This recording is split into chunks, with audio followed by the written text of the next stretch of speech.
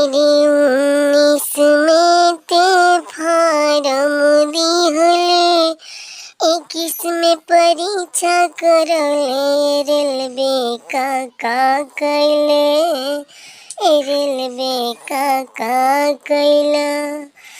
चढ़ते 22 में कटअप दिखौला, लइकन के बीपी बढ़ौला, रेलवे का कैला, रेलवे का कैला।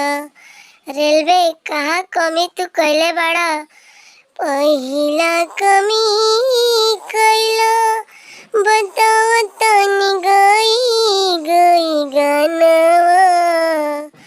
रेलवे के नौकरी लइकन खातिर भइल बा सपनावा।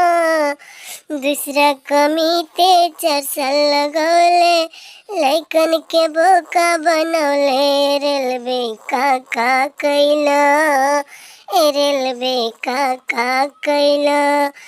अरे 19 में ते फारम दिहले, 22 में